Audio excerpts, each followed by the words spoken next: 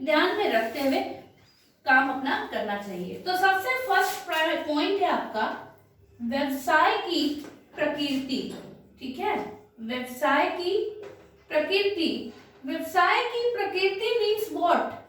व्यवसाय की प्रकृति means nature of the business, right? When we talk about nature of business, nature of business की जब हम बात करेंगे तो सिंपल समझिएगा कि हमारा जो बिजनेस है वो किस नेचर का है।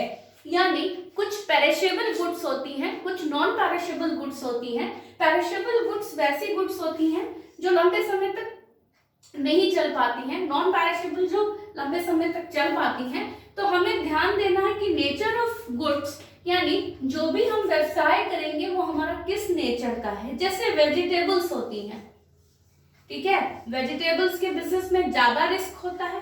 क्यों? क्योंकि वो जल्दी खराब हो जाती है, ठीक है, वो लंबे समय तक हम उसको नहीं रख पाते हैं।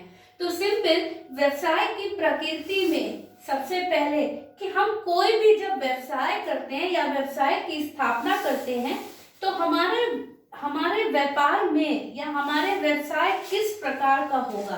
तो हमें कोई भी चीज का जब हम डिसीजन लेते हैं, निर्णय लेते हैं व्यवसाय में, तो बहुत सोच समझ के लेते हैं।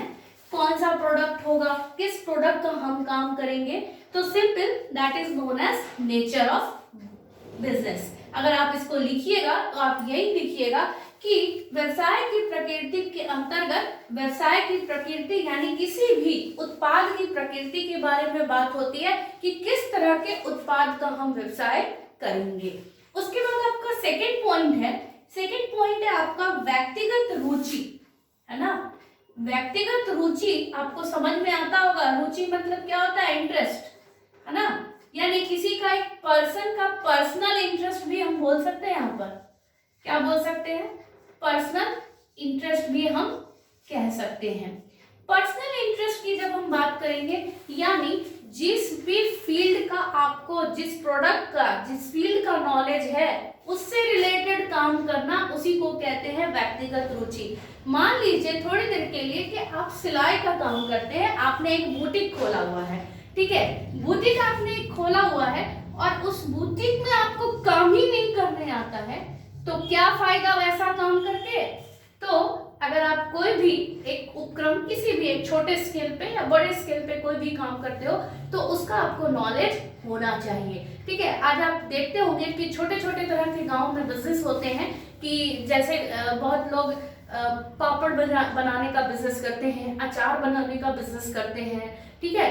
तो जो भी व्यवसाय करते हैं उसका प्रॉपर आपके पास नॉलेज होना चाहिए और आपका इंटरेस्ट होना चाहिए, यानी आपकी रुचि होनी चाहिए, तभी आप उस इंटरेस्ट से आप कोई भी चीज पे काम कर पाओगे। अगर उस फील्ड का आपको नॉलेज नहीं है, उस प्रोडक्ट का आपको नॉलेज नहीं है तो आप काम नहीं कर पाएंगे। मैंने यहाँ पर सिलाई का इसलिए एग्जाम्पल दिया कि अगर आपको सिलाई करने आती है तो आप एक अच्छे टेलर बन के काम कर सकते हो, लेकिन अगर आपको सिलाई का काम ही नहीं आता है तो आप उस काम को कैसे करोगे, हमें बताओ। तो आप उसको नहीं कर पाओगे, कहीं ना कहीं आप फेल हो जाओगे। क्लियर है?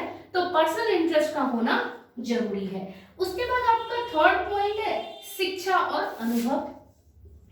शिक्षा और अनुभव आप सबको समझ में आता होगा।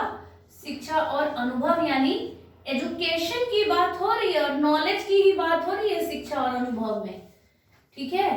अनुभव यानी एक्सपीरियंस, अनुभव यानी एक्सपीरियंस, और शिक्षा मतलब एजुकेशन को भी डिनोट करता है और नॉलेज को भी डिनोट करता है कि whatever the type of business you are doing, आप जिस भी तरह का बिजनेस कर रहे हैं उस बिजनेस का आपको प्रॉपर नॉलेज होना चाहिए। सिंपल सी बात है, आप किसी भी तरह का व्यवसाय कर रहे हैं उस व्यवसाय का नॉलेज होना चाहिए और उसके और अनुभव के आधार पर आपका क्या होता है, धीरे धीरे नॉलेज बढ़ता है।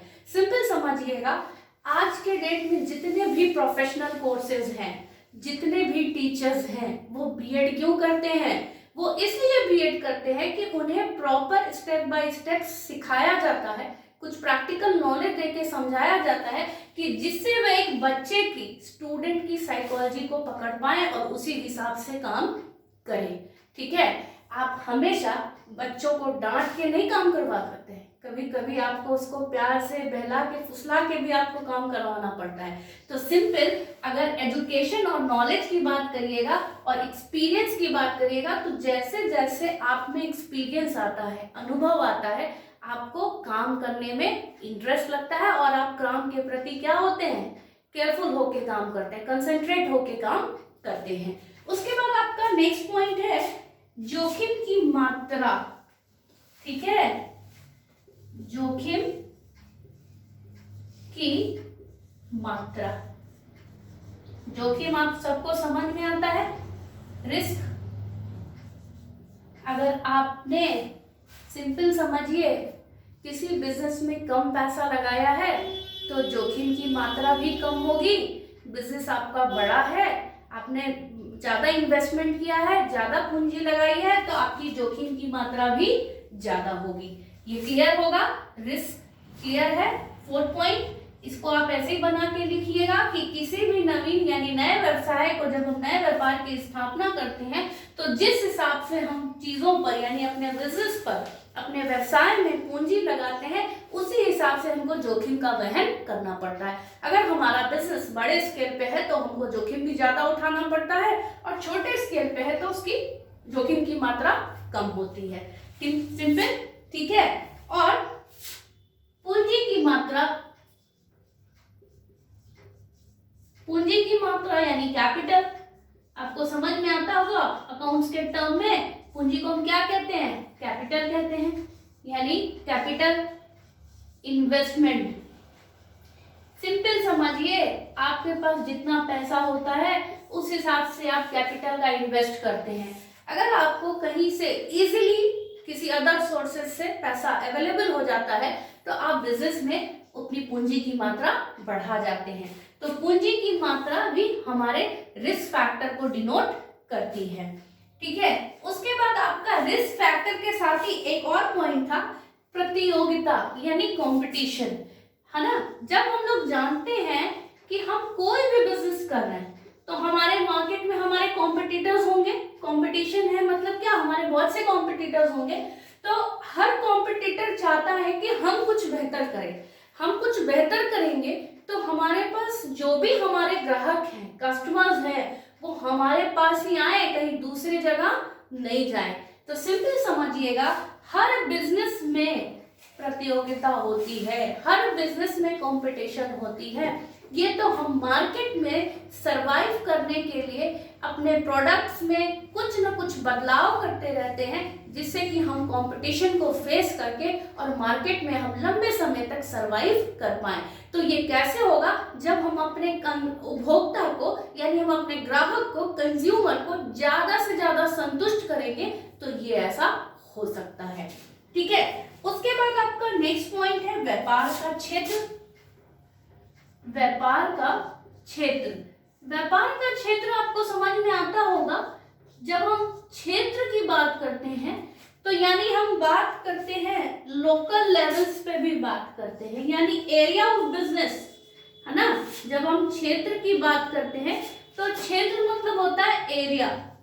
क्या होता है, एरिया। एरिया ऑफ बिजनेस यहाँ कहने का मतलब है कि सिंपल समझिएगा कि अगर हम कोई भी बिजनेस स्टार्ट करते हैं तो पहले हम अपने लोकल मार्केट से ही स्टार्ट करते हैं। लोकल के बाद हम पूरे डिस्ट्रिक्ट मार्केट को पकड़ते हैं, फिर डिस्ट्रिक्ट के बाद स्टेट, फिर नेशनल, फिर इंटरनेशनल मार्केट। बहुत सी कंपनीज हैं जो लोकल मार्केट से अपना बनाना प्रोडक्ट स्टार्ट की होगी और आज इंटरनेशनल लेवल तक चली गई है। ठीक है, you can take an example of Patanjali. ठीक है, पतंजलि क्या करता था, पहले लोकल मार्केट में उसने काम करना स्टार्ट किया, फिर नेशनल में, फिर इंटरनेशनल में, तो धीरे धीरे क्या हुआ, वो बढ़ते चला गया। ठीक है, क्या चलता गया, बढ़ते चला गया, यानी जो इसका एरिया ऑफ बिजनेस था वो क्या हुआ, वो एक्सपेंड हुआ। क्या हुआ, एक्सपेंड हुआ। एक्सपेंड मतलब बढ़ा, तो बढ़ा तो स्टेप वाइज बढ़ा। कोई भी बिजनेस जब बढ़ेगा तो वो स्टेप वाइज ही बढ़ेगा। तो ये थे आपके जो नेचर ऑफ बिजनेस के कुछ पॉइंट्स, ये आपको मेरे ख्याल से क्लियर हो गए होंगे। अगर कोई भी डाउट होगा तो आप पूछ सकते हैं। इसके कुछ पॉइंट्स और हैं जो हम लोग डिस्कस कर लेते हैं। उसके बाद आपका है प्रारंभिक अनुसंधान, ठीक है, रिसर्च। प्रारंभिक अनुसंधान मतलब होता है किसी भी चीज पे अनुसंधान करना यानी रिसर्च करना। क्या होता है? रिसर्च करना, ठीक है, किसी भी चीज पे रिसर्च करना यानी अनुसंधान करना। तो सिंपल समझिए, जब आप कोई भी व्यवसाय कर रहे हैं तो आपका कोई भी प्रोडक्ट है, सिंपल समझिएगा, कोई आपने एक प्रोडक्ट बनाया हुआ है, ये आपका कोई प्रोडक्ट है, इस प्रोडक्ट में हम टाइम टू टाइम क्या बदलाव करेंगे?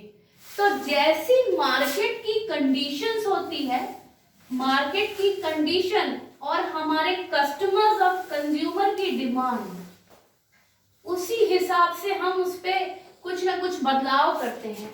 तो बदलाव करना यानी ये अनुसंधान का पार्ट है, यानी ये रिसर्च का पार्ट है। ये जहां तक मेरा सोच है कि आपको ये चीज क्लियर हो गई होगी कि अनुसंधान। उसके बाद आपका थर्ड पॉइंट कि व्यवसाय संगठन का स्वरूप। व्यवसाय संगठन का स्वरूप आपको सबको समझ में आता होगा, स्वरूप में हम ज्यादा डिटेल में नहीं जाएंगे। क्यों?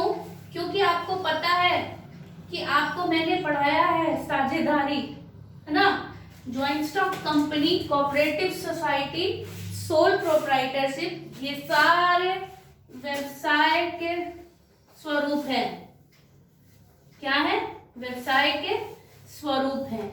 यानी अगर हम बात करें व्यवसाय की स्वरूप की, तो आपको याद होगा कि आपने एकांकी व्यापार, साझेदारी, है ना, कोऑपरेटिव सोसाइटी और कंपनी, ये चारों के बारे में पढ़ा है। तो व्यवसाय का स्वरूप वही कहलाता है कि आप किस तरह का बिजनेस कर रहे हैं। उसके बाद फोर्थ पॉइंट है आपके व्यवसाय का स्थान। क्या है? व्यवसाय का स्थान, यानी व्यवसाय के स्थान की जब हम बात करते हैं तो place of business. Place of business ये भी बहुत इंपॉर्टेंट है, सिंपल समझिएगा। प्लेस ऑफ बिजनेस क्यों इंपॉर्टेंट है? तो हमको एक बात बताइए, जहां पर गर्मी है तो वहां आप ठंड के कपड़े बेचेंगे क्या? नहीं बेचेंगे।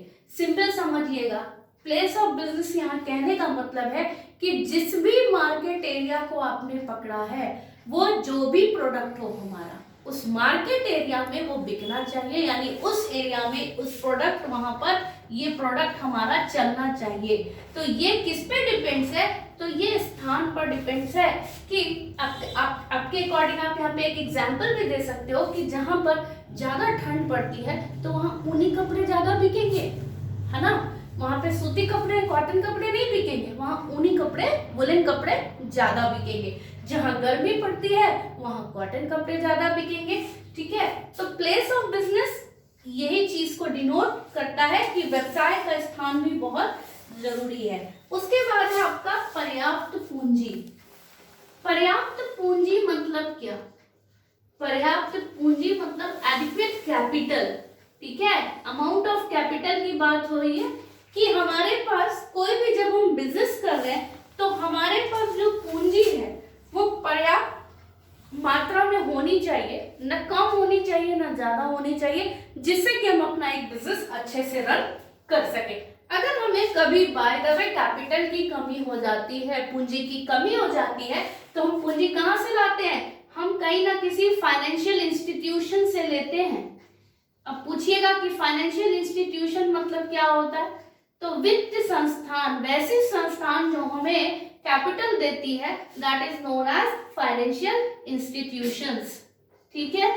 जैसे आप फाइनेंशियल इंस्टीट्यूशंस बोल लीजिए, बैंक बोल लीजिए, या अदर क्रेडिट फैसिलिटीज आपको जहां से मिलती है किसी पर्सन से, या आप किसी भी तरह का लोन ले रहे हैं, तो that all are the part of financial institutions and bank loan की बात हो रही है। उसके बाद जब आप बात हम करेंगे नेक्स्ट पॉइंट की, तो उसमें आपका नेक्स्ट पॉइंट जो है वो है आपका कार्यालय का प्रबंध एवं संगठन, ठीक है।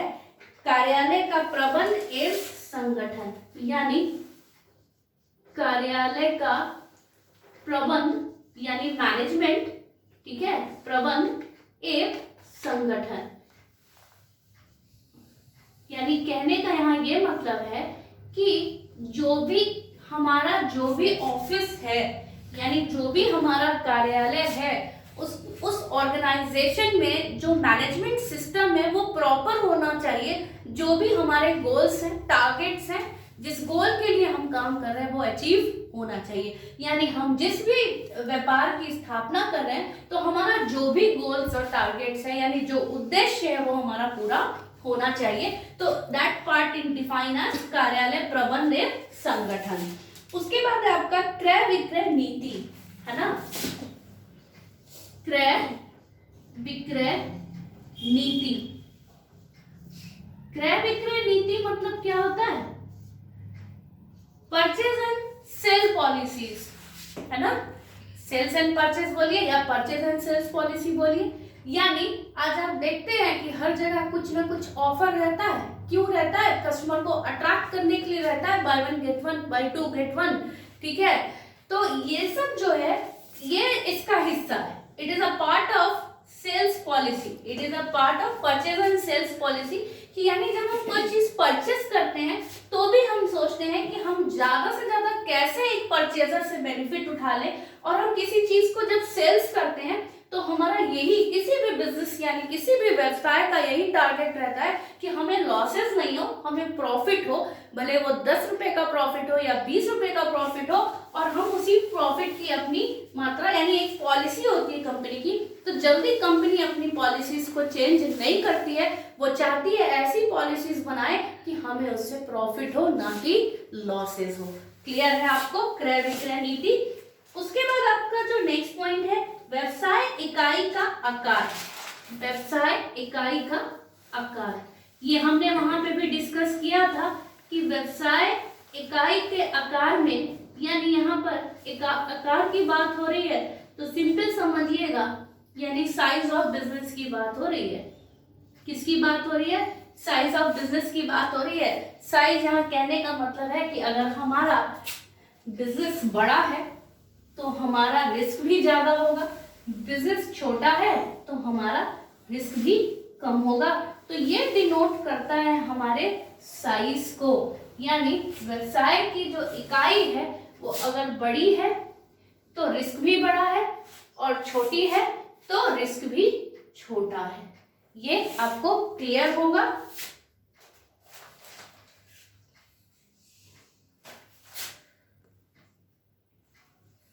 उसके बाद आपका नेक्स्ट पॉइंट है सरकारी नीति। सरकारी नीति यानी क्या? गवर्नमेंट पॉलिसीज की बात हो रही है, ठीक है। सरकारी नीतियां यानी गवर्नमेंट पॉलिसीज की बात हो रही है। किसकी बात हो रही है? तो गवर्नमेंट पॉलिसी की बात हो रही है। अब सिंपल समझो, कोई भी तरह का आप जब बिजनेस स्टार्ट करते हो, किसी भी चीज का जब आप बिजनेस स्टार्ट करते हो, तो अगर सरकार की कुछ नीतियों में बदलाव होता है तो वो बदलाव आपको अपने व्यवसाय में भी अपनाना पड़ता है। सिंपल समझिए, किसी भी तरह का बदलाव टैक्सेस में होता है, करों में। टैक्स आप सबको समझ में आता होगा, जो हम लोग टैक्स पे करते हैं, ठीक है। ये जीएसटी आया, पहले जीएसटी नहीं था, good and service tax. GST आया तो सारे लोगों को जीएसटी देना पड़ा, और जीएसटी के कुछ रूल रेगुलेशन है तो उसको उनको समझ के काम करना पड़ा। कोई भी व्यवसाय, कोई भी एक उद्यमी है जो काम कर रहा है तो उसको जीएसटी के रूल्स रेगुलेशंस फॉलो करते हुए काम करना पड़ेगा। यही आपकी गवर्नमेंट पॉलिसीज की बात हो रही है। यानी सिंपल समझिए, किसी भी तरह का सरकार कुछ भी अपनी नीतियों में बदलाव करेगी तो हर बिजनेसमैन को उस नीतियों को अपना के काम करना पड़ेगा। जैसे कि बहुत से ऐसे बिजनेस हैं जिसके लिए लाइसेंस कंपलसरी है, तो आपको लाइसेंस लेना पड़ेगा। आप विदाउट लाइसेंस आप काम नहीं कर सकते हैं। अगर आप विदाउट लाइसेंस काम कर रहे हैं तो वो आपका एक इलीगल बिजनेस कहलाएगा, ठीक है। वैसे ही आपका नेक्स्ट पॉइंट है कर्मचारी का चयन। कर्मचारी का चयन, कर्मचारी का चयन आप लोग को समझ में आता होगा, सिलेक्शन ऑफ एम्प्लॉय, ठीक है। सिलेक्शन ऑफ एम्प्लॉय मतलब क्या? जैसे हमें एम्प्लॉयज की जरूरत है 20 में 50 में उनका सेलेक्ट करके उनको रख लेना। तो उनको रख लेना, अगर उनमें टैलेंट है, नॉलेज है, तो उसी हिसाब के हम अपने यहाँ कर्मचारी, अपने यहाँ एम्प्लॉय को रखना चाहते हैं। वैसे ही आपका प्रबंधित संगठन की व्यवस्था, और एक और पॉइंट है आपका संयंत्र, ठीक है, अभिन्यास। सिंपल समझिएगा, ये सिर्फ प्लांट लेआउट यानी उपक्रम को बताता है। जहां पर आपने संयंत्र की बात हो रही है तो ये आपको प्लांट लेआउट को बताता है। प्लांट लेआउट मतलब सिंपल समझिए, जिस भी प्लांट पर आप काम कर रहे हैं उसी को हम प्लांट लेआउट कहते हैं। यंत्र मतलब आपको समझ में आता होगा संयंत्र, यहाँ पे बहुत ज्यादा हिंदी दिया हुआ आपके बुक में, तो सिंपल समझिए जो प्लांट और मशीनरी आप इस्तेमाल करके काम करते हैं उसी हिसाब से, क्योंकि आपको भी इसमें दिक्कत आएगी, संयंत्र अभिन्यास, है ना। तो सिंपल समझिए जो भी आप प्लांट और मशीनरी का इस्तेमाल करके प्रोडक्शन प्रोसेस चला रहे हैं, अपनी उत्पादन प्रक्रिया को चला रहे हैं, that is known as plant layout. Clear है। उसके बाद आपका लास्ट पॉइंट है प्रबंध। प्रबंध एक संगठन की व्यवस्था, है ना, प्रबंध और संगठन की व्यवस्था, यानी हमारे पास जो भी व्यवस्था है, राइट, जो भी व्यवस्था है मैनेजमेंट से रिलेटेड और ऑर्गेनाइजेशन से रिलेटेड, वो एक प्रॉपर होना चाहिए। प्रॉपर मैनेजमेंट सिस्टम, इसको प्रॉपर मैनेजमेंट सिस्टम भी कह सकते हैं, और proper arrangement of management system and organization भी कह सकते हैं। Proper arrangement of organization and management system भी हम कह सकते हैं। तो ये था आपका पॉइंट्स, 12 पॉइंट। सिंपल समझिए, कोई भी बिजनेस कर रहे हैं आप, कोई भी नया व्यवसाय कर रहे हैं, तो आपके पास जो भी प्रबंध में होना चाहिए उतनी चीजें तो आपको चाहिए ही चाहिए। जैसे कि अगर आप सिंपल समझिए, आपको डिफरेंट लेवल्स पे काम करना है, आपको 2 एम्प्लॉयज की जरूरत है, तो आपने एम्प्लॉय रख के आपने काम कराया, और ना एक मैनेजमेंट के अंतर्गत एक हमारा काम का टाइम होता है कि हमें 9 बजे आना है और फिर यहाँ से 9 बजे बंद करके चले जाना है। मतलब एक डिसिप्लिन वे में काम होना चाहिए जिससे हमारे गोल्स एकम्प्लिश हो। सिंपल सी बात है, जो भी हमारे गोल्स और टारगेट है वो एकम्प्लिश हो, तो हम ज्यादा से ज्यादा अपने बिजनेस में बेटर कर सकते हैं और हमारा जो बिजनेस है वो राइज करेगा। तो these are the certain points which define establishment of new business, नवीन व्यापार की स्थापना को बताते हैं। ये कुछ ऐसे पॉइंट है, फैक्टर्स हैं, आप बोल सकते हैं, ठीक है। इसमें आपको कोई डाउट है तो आप पूछ सकते हैं। Thank you and have a nice day. ठीक है, अगर आपको अच्छा लगे तो लाइक एंड सब्सक्राइब।